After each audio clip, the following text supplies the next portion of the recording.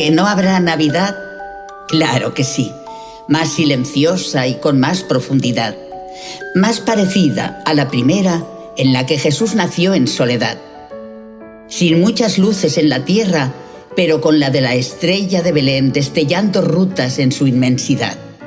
Sin cortejos colosales, pero con la humildad de sentirnos pastores y zagales, buscando la verdad. Sin grandes mesas y con amargas ausencias, pero con la presencia de un Dios que todo lo llenará. ¿Que no habrá Navidad? Claro que sí, sin las calles a rebosar, pero con el corazón enardecido por el que está por llegar. Sin ruidos ni verbenas, reclamos ni estampidas, pero viviendo el misterio sin miedo al COVID Herodes, que pretende quitarnos hasta el sueño de esperar. Habrá Navidad, porque Dios está de nuestro lado y comparte como Cristo lo hizo en un pesebre, nuestra pobreza, prueba, llanto, angustia y orfandad. Habrá Navidad, porque necesitamos una luz divina en medio de tanta oscuridad. COVID-19 nunca podrá llegar al corazón ni al alma de los que en el cielo ponen su esperanza. Habrá Navidad. Dios nunca falla.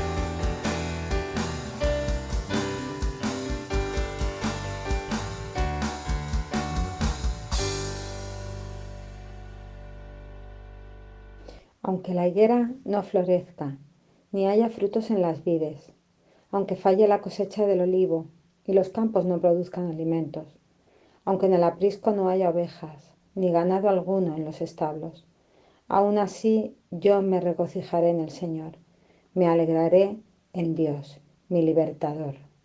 Amén.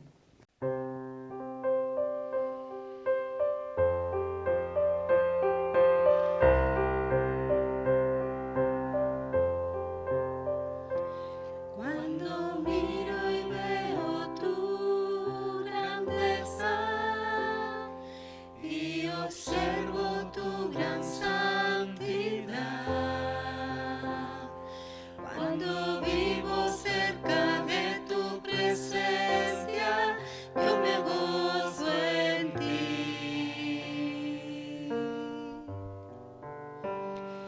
Cuando alcanzo a oír lo que tú me dices y entiendo cómo vives en mí, aunque todo en el mundo se pare, yo te adoraré. Te adoro a ti. Te adoro a ti. La razón de vivir es adorarte solo a ti. Te adoro a ti. Te adoro a ti. La razón de vivir es adorarte a ti.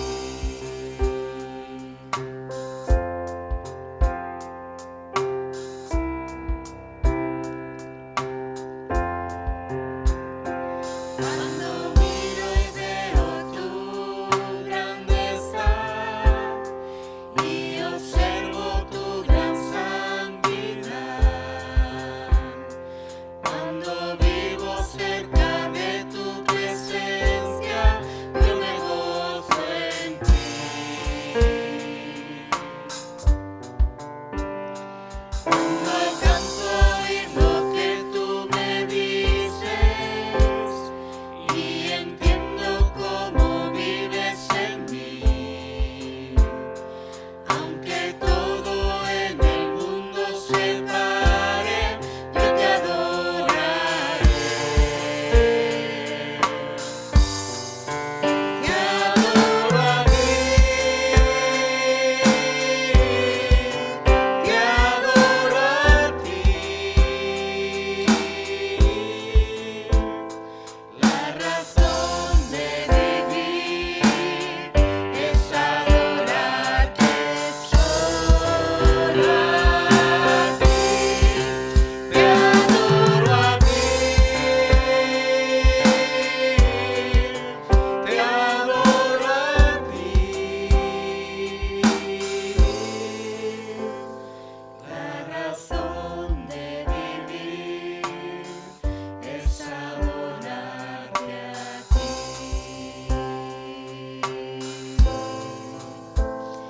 La razón de vivir es adorarte a ti.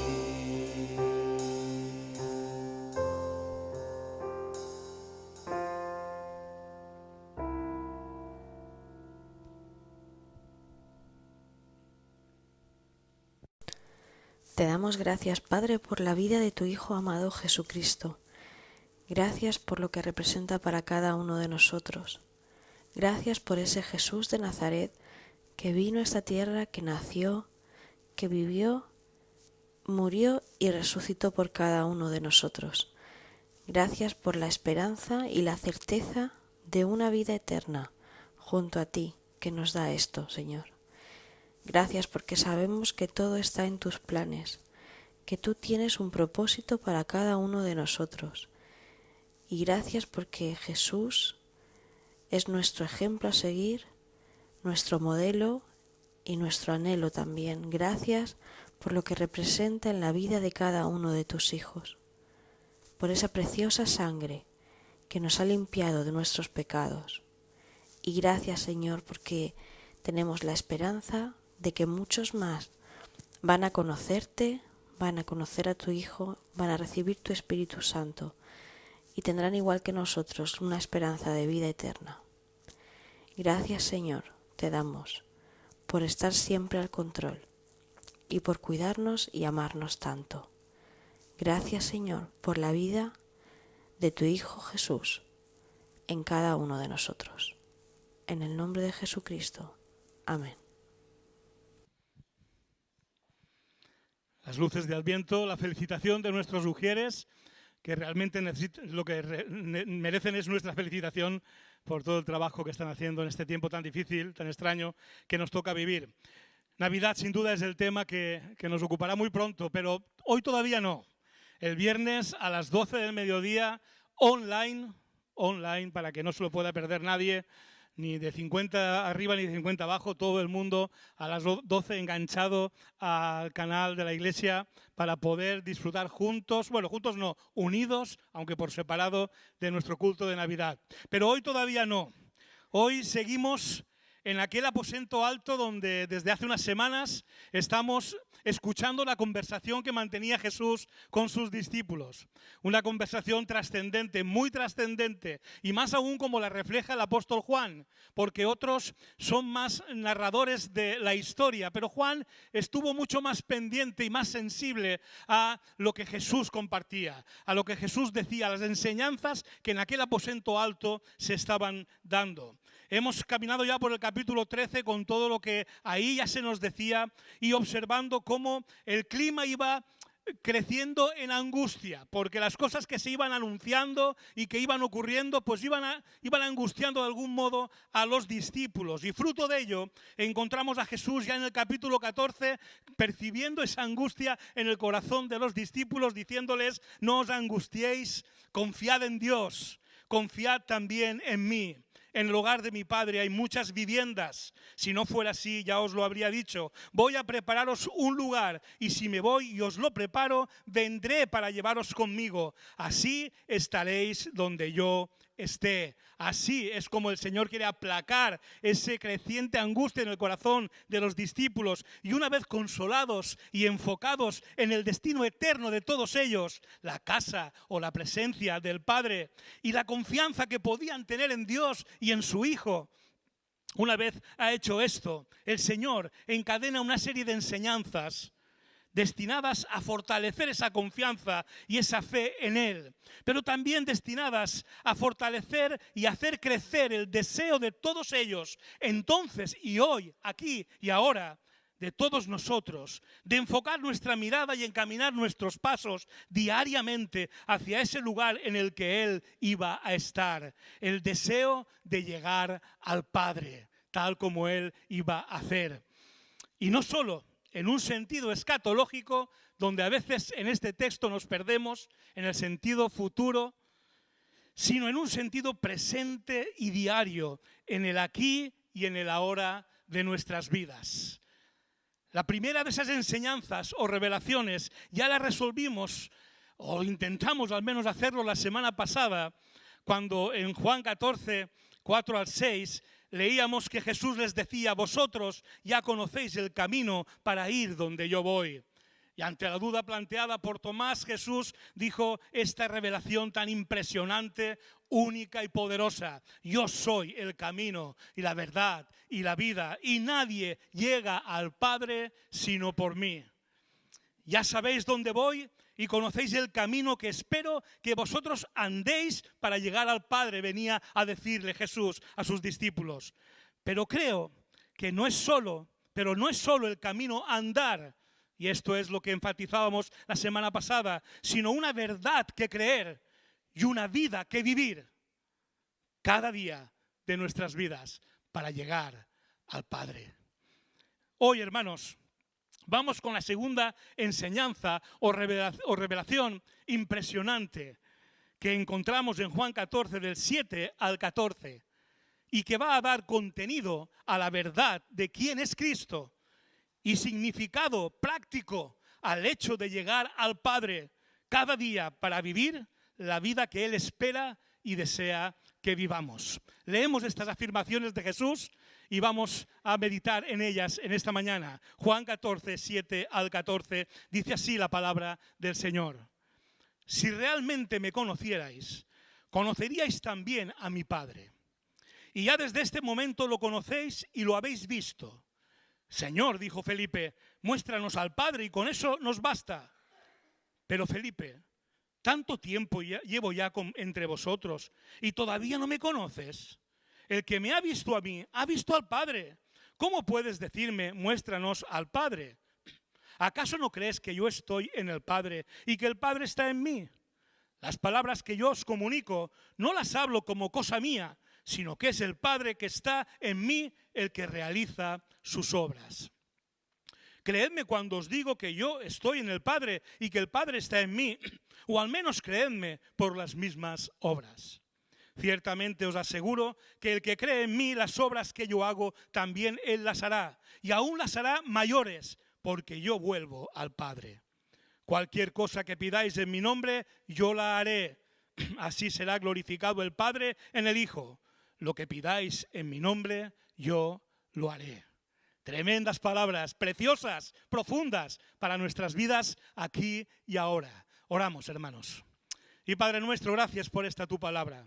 Gracias, Señor, porque así como es eterna tu palabra, eterna es su enseñanza, y te damos gracias porque ha llegado a nosotros por la Biblia que pusiste a escribir a tus siervos y por el Espíritu Santo que la inspiró y que hoy la ilumina en nuestros corazones. Gracias, Padre, por esta palabra tuya. Señor, ayúdame.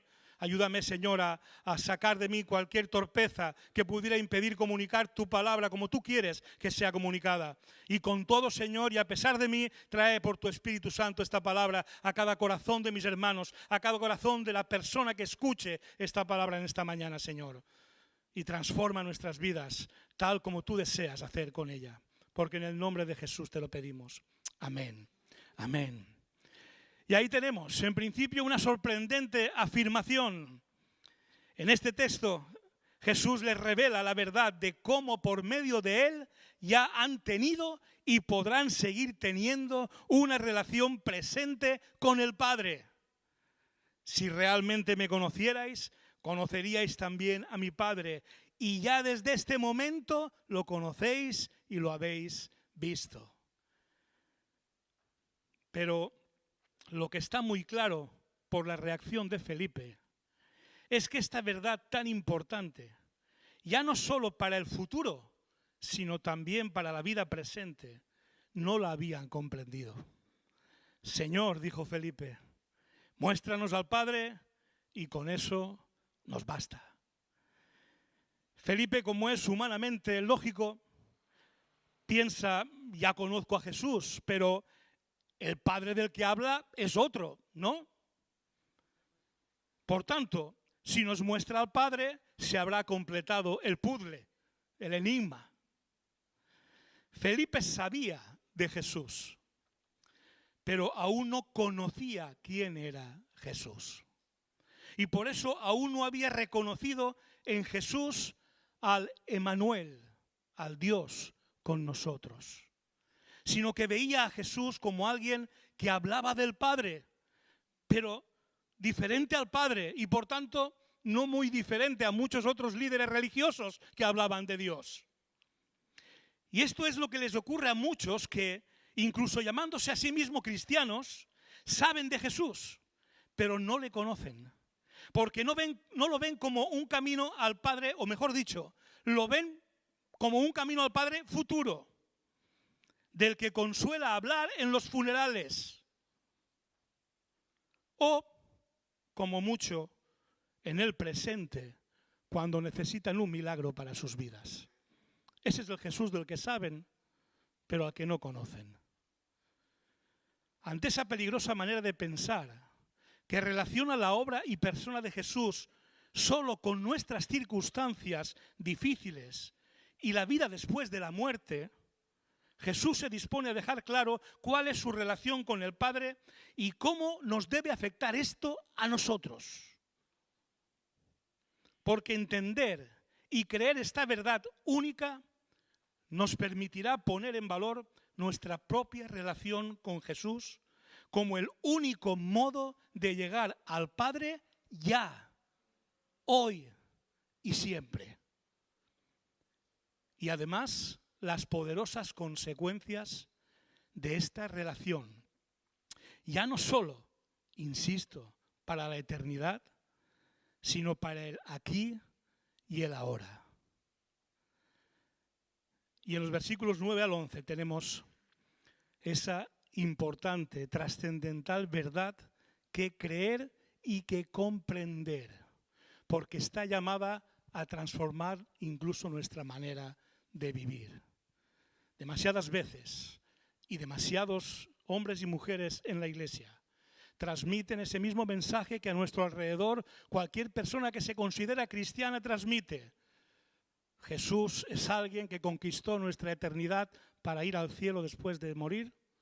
Jesús es alguien que está ahí para pedirle cuando tenemos alguna necesidad y necesitamos de un milagro, de algo grande que Él haga. Y siendo cierto ambas cosas, si solo eso es lo que conocemos de Jesús, no estamos muy lejos de Felipe, hermanos. Y necesitamos superar esa mentalidad cortita de quien sabe de Jesús, pero evidentemente no le ha conocido. Porque conocer quién es Jesús, la relación que tiene con el Padre y por tanto la que nosotros podemos tener con Él, va a transformar, tal como Él mismo luego va a decir, nuestra manera de vivir el día a día, centrándonos en aquello que realmente merece la pena centrarnos.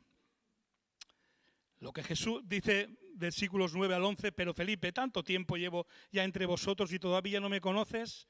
El que me ha visto a mí ha visto al Padre. ¿Cómo puedes decirme, muéstranos al Padre? ¿Acaso no crees que yo estoy en el Padre y el Padre está en mí? Las palabras que yo os comunico no las hablo como cosa mía, sino que es el Padre que está en mí el que realiza sus obras. Creedme cuando os digo que yo estoy en el Padre y que el Padre está en mí, o al menos creedme por las mismas obras.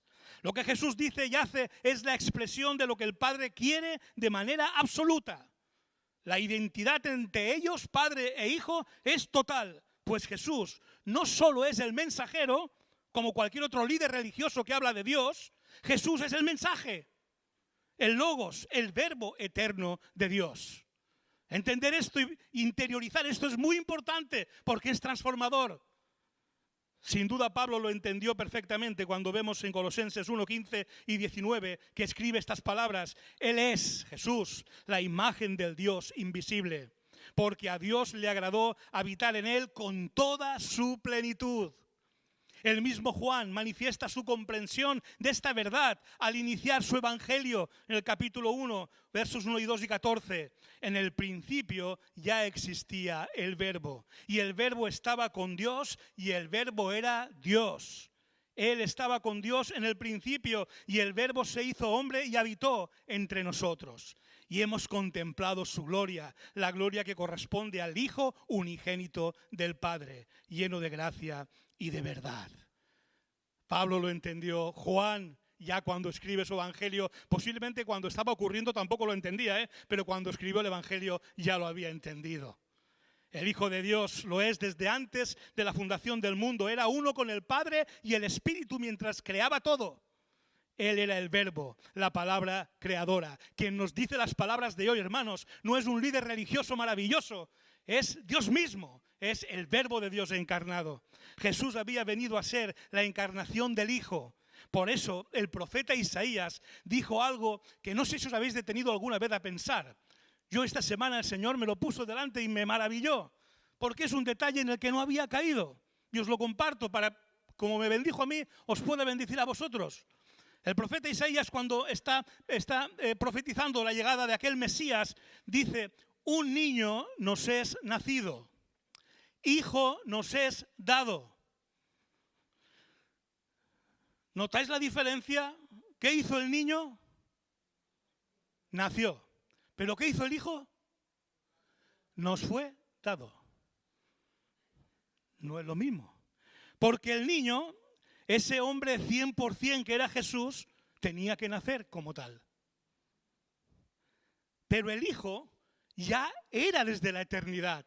El Hijo no podía nacer, el Hijo solo podía ser dado. Por eso, María solo pudo ser la madre del niño, de Jesús. Y por eso María no pudo ni puede ser la madre de Dios. Porque Dios no es nacido de nadie. El Hijo en el que se encarnó, ese niño, el Hijo ya existía antes que la propia María existiese. Semejante verdad no es de extrañar que no fuera comprendida aún por sus discípulos. Sin embargo, el tono de reproche hacia Felipe es porque ya les había hablado de esto anteriormente. No era la primera vez que les decía esto. De ahí el tono de reproche. Porque Jesús se dio cuenta que Felipe sabía de Jesús, sí, pero seguía sin comprender y sin conocer.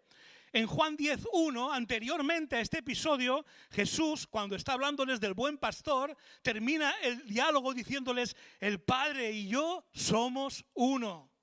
Ya lo había oído Felipe. Y en Juan 10, 37 y 38, aquellos que consideran a Jesús precisamente blasfemo por tratarse como hijo de Dios, ya les había dicho también a aquellos que le iban además a apedrear, y habían cogido piedras ya para lapidarlo: si no hago las obras de mi Padre, les dijo a aquellos, no me creáis. Pero si las hago, aunque no me creáis a mí, creed a mis obras, para que sepáis y entendáis que el Padre está en mí y que yo estoy en el Padre. Prácticamente las mismas palabras que le dice a Felipe. Por eso el tono de reproche, porque ya había oído Felipe esto y está claro que no lo había entendido. Jesús sabía que no importaba solo el que creyeran en Él. Muchos lo hicieron y lo hacen hoy, sin que su manera de pensar y vivir refleje la verdad y la vida de Cristo en ellos. Y esto es porque sabiendo de Jesús, al igual que Felipe, que llevaba 3 años con él, no le conocen ni le comprenden. Y lo peor es que siguen sin hacer nada por conocerle y comprenderle. Que te digan que no creen lo que tú dices es frustrante cuando hablas de Cristo. Pero que te diga una persona que se considera cristiana cuando le hablas a la luz de la palabra de quién es Cristo, que te reconozca que es más coherente lo que tú me dices de Cristo que lo que me ha dicho a mí toda la vida la Iglesia, la Santa Madre Iglesia, y que después de decirte eso, animándole como le animas a juntarse contigo y decir: pues ven y descubre conmigo más cosas de Jesús, que te vas a maravillar. Lo más frustrante es cuando te han reconocido que tiene más coherencia lo que tú dices a la luz de la Biblia que lo que le han contado a ellos, y no quieren ser discípulos de Jesús. Saben de Jesús. Les gustará que en el entierro les digan aquello de que Jesús es el camino, la verdad y la vida, y qué bien, y la resurrección. Sí, les gustará que les digan eso en el funeral. Y les gustará que cuando tengan una enfermedad o un problema, alguien rece por ellos o ore con ellos. Eso sí les gusta. Pero el Jesús que es Dios hecho hombre, el Jesús que viene a vivir en los creyentes y en los discípulos para hacer una obra impresionante en y a través nuestro, no lo quieren conocer. Y hermanos, yo me da igual frustrarme con los de allá afuera. Lo siento mucho porque me gustaría que no fuera así.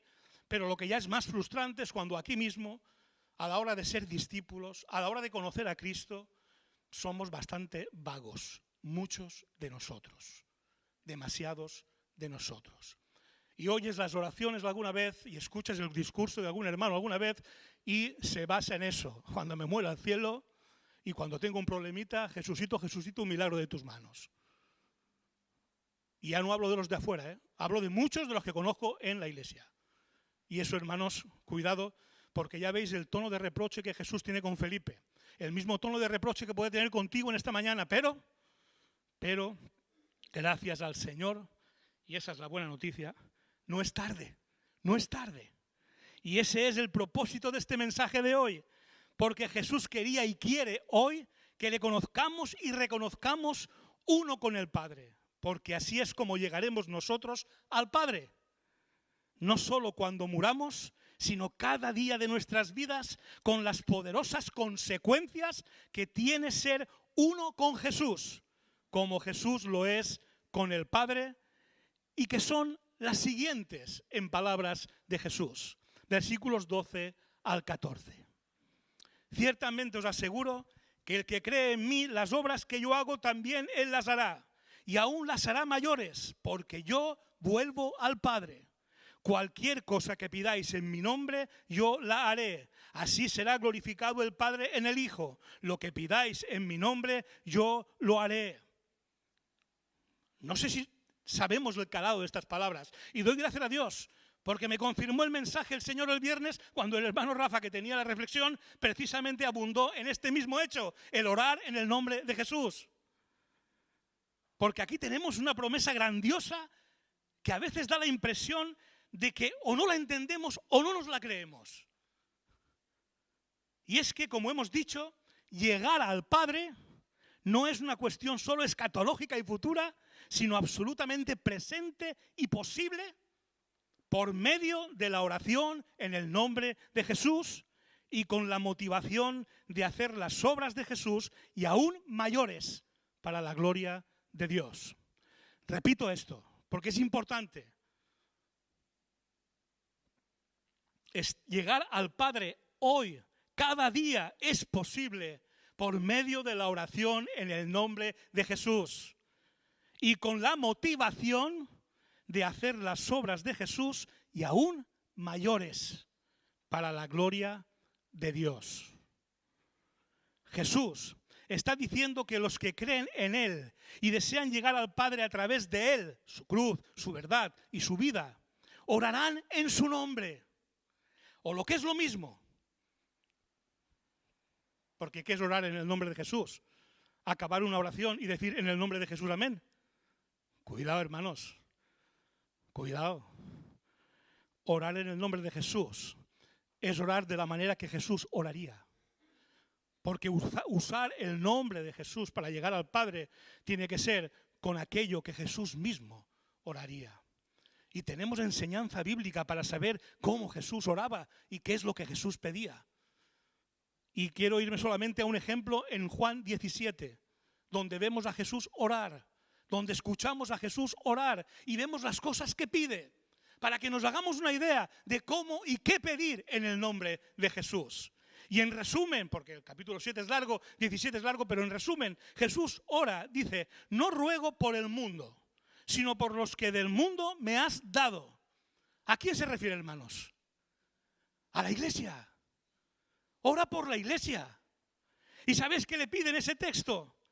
Protégelos del mundo y del maligno. Que sean uno como tú y como yo. Que tengan mi alegría. Santifícalos en la verdad de tu palabra. Así ora Jesús. Y así ha de orar quien ora en el nombre de Jesús por la iglesia. Y todas estas facetas de la vida de la iglesia. Pero sigue diciendo la oración de Jesús en Juan 17. Ruego también por los que han de creer en mí por el mensaje de ellos. ¿Quiénes son estos? Aquellos a los que vamos a testificar, aquellos a los que vamos a predicar. El mundo que nos rodea y al que estamos comprometidos en llevarle el evangelio. No el mundo que nos rodea y ya está, no. El mundo que nos rodea y al que estamos dispuestos a llevarle el evangelio y el testimonio de Cristo, porque estos son los que creerán en Él por el mensaje nuestro. Nos invita pues Jesús a orar en el nombre suyo por aquellos a los que testificamos y predicamos el evangelio. Es necesario lanzar esta pregunta para que cada uno se la responda delante del Señor. ¿Estas son las cosas por las que oramos en el nombre de Jesús? ¿O el centro de nuestra oración está ocupado por nuestras necesidades y las de nuestros seres queridos? Nos preocupamos por llegar al Padre cada día en oración por aquellas cosas por las que Jesús oraría y por las que sigue intercediendo delante del Padre.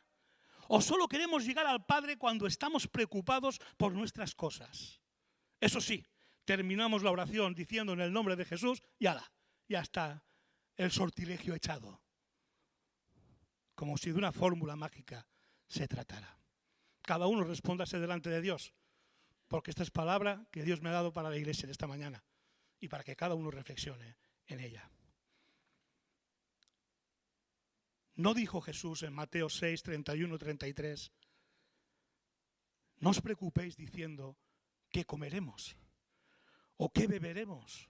¿O con qué nos vestiremos? Los paganos andan tras todas estas cosas, pero el Padre Celestial sabe que tenéis necesidad de todo esto. Más bien, buscad primeramente el reino de Dios y su justicia, y todas estas cosas os serán añadidas. Porque esta es la obra de Jesús a la que se refiere cuando dice que también los que creen en Él harán sus mismas obras y mayores. La edificación de la iglesia y la extensión del reino. O lo que es lo mismo, el reino de Dios y su justicia. Y nosotros, ¿hacemos las mismas obras y mayores que Jesús en este sentido? ¿O seguimos centrados como los paganos en nuestras propias circunstancias? ¿Qué reflejan nuestras oraciones que levantamos en el nombre de Jesús? Cuando Jesús nos enseña a dejar ciertas cosas en manos del Padre que ya conoce y a ocuparnos y centrarnos en aquellas que ocupan a Dios, como son la edificación de su iglesia y la extensión del reino.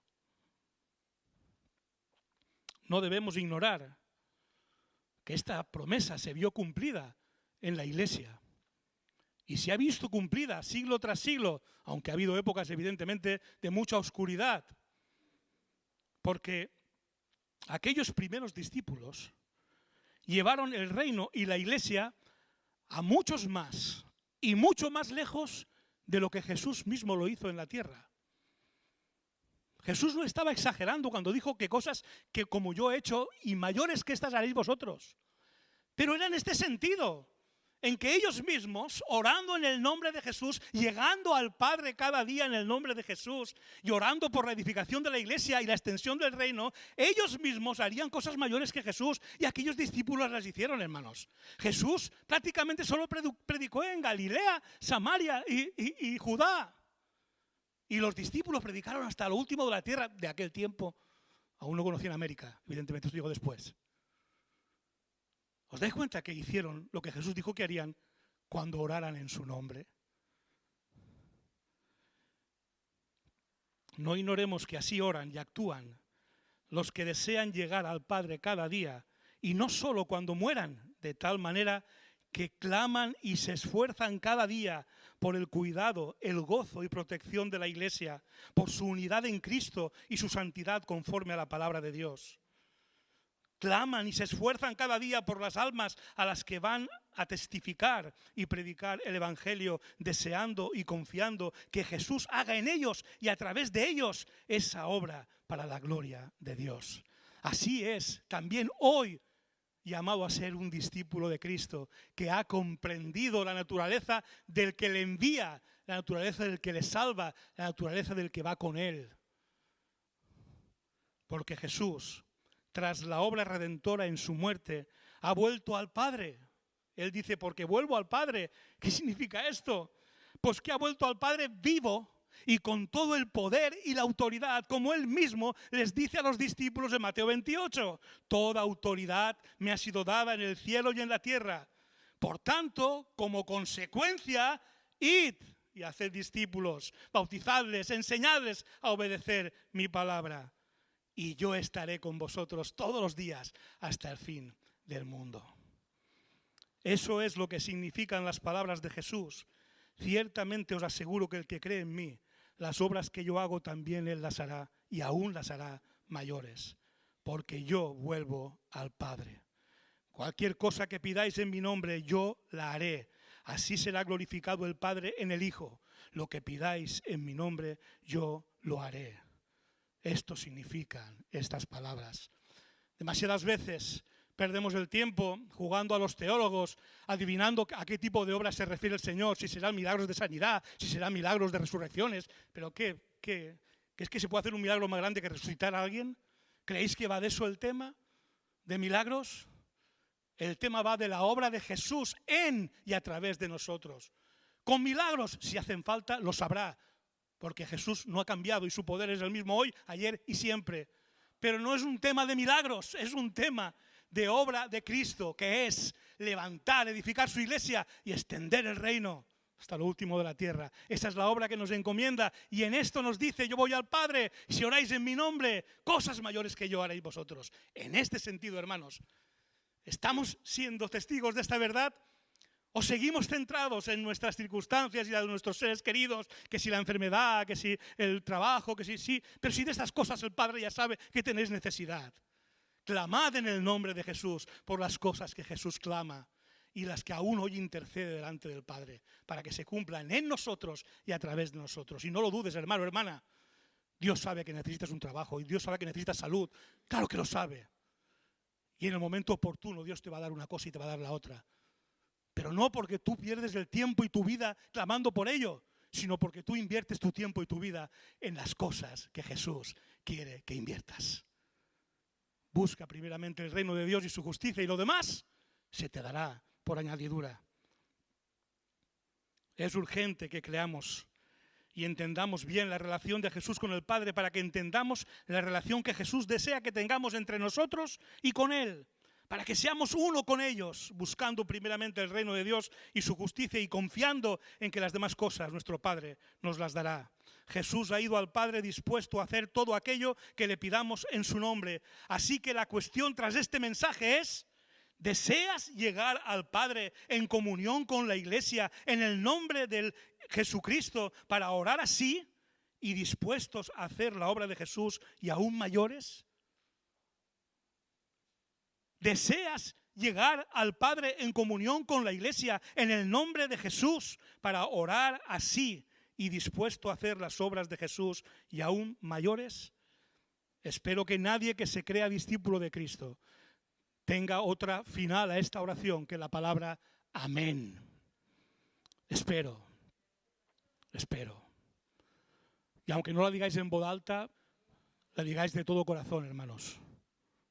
De todo corazón. Porque créeme, si eres un discípulo de Cristo que ha entendido quién es Cristo y su relación con el Padre y la nuestra con Él, si eres un discípulo así, no puedes decir más que amén. Quiero ser uno de los que ora así y de los que quiere ver en uno mismo y a través de todos nosotros su Iglesia hecha la obra de Jesús y aún mayores que estas. Con toda la confianza en que Dios se va a ocupar de mi enfermedad y se va a ocupar de mi trabajo y se va a ocupar de lo que yo necesito que se ocupe. Amén. Amén, hermanos. Quiere el Señor, no solo el pastor, el Señor quiere que de una vez por todas rompamos con la maldición de los cultos de oración, hermanos. No he ido a ninguna iglesia, ni la mía en Alcoy en su día, ni esta y otras que he visitado y he hablado del tema, que no reconozcan que el culto más importante de la iglesia es el de oración. Es curioso que todos lo reconocen. Y es curioso que en todas las iglesias es el más abandonado de los cultos. No lo puedo entender. No lo puedo entender, hermanos. Porque un discípulo que quiera que ocurran estas cosas, créeme, se junta con sus hermanos a orar, Porque hay promesa de Dios cuando la iglesia se reúne a orar en el nombre de Jesús. Y hay ejemplos bíblicos para ver lo que Dios hace cuando la iglesia ora en el nombre de Jesús. Unida. Hermanos, dejemos de ser tan paradójicos y seamos más fieles a lo que sé que creemos, porque sé que lo creemos, pero no terminamos de salir de nuestras costumbres. Porque alguno puede que venga al culto de oración por costumbre. Pero sé de muchos que no vienen por costumbre también. Y hermanos, es triste que esta palabra la podamos comprender, y más hoy que no tenemos excusa ya. Y no reaccionemos con un deseo renovado de parte del Señor de orar juntos y clamar juntos por la edificación de su iglesia y la extensión del reino. Todos aquellos a los que vamos a testificar y estamos testificando cada día. Familiares, vecinos, amigos, compañeros de trabajo, etcétera, etcétera. Me gustaría que hiciéramos para finalizar una oración que nos pone en el punto de partida hacia esa situación en la que vamos a orar en el nombre de Jesús y el Señor va a hacer su obra en cada uno de nosotros. Este es mi deseo, dice esta oración, honrarte a ti. Y en el coro dice algo que espero que digamos cada uno de corazón. Hoy te rindo mi ser, te doy mi corazón. Yo vivo para ti. En cada palpitar, mientras haya aliento en mí, Dios, haz tu obra en mí. Amén.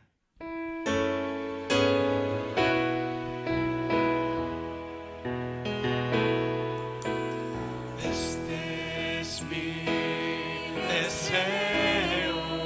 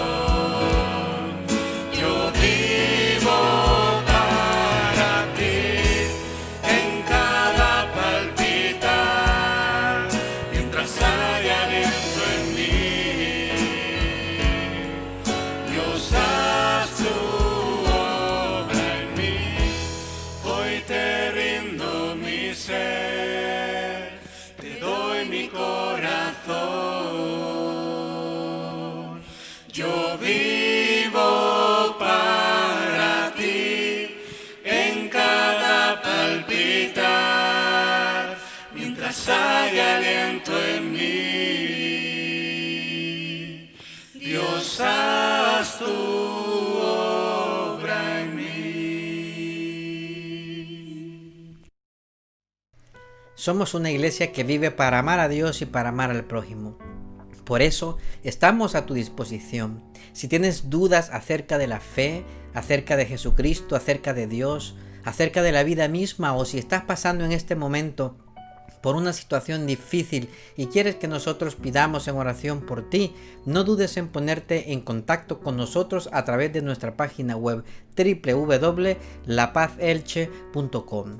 En nuestra página web encontrarás también todos nuestros sermones, todas nuestras predicaciones disponibles para verlas en cualquier momento y desde cualquier dispositivo, ya sea una tablet, un televisor, un ordenador o un teléfono móvil. Tendrás también todas nuestras actividades, toda la agenda semanal de nuestra iglesia desde nuestra página web. Así que recuerda www.lapazelche.com.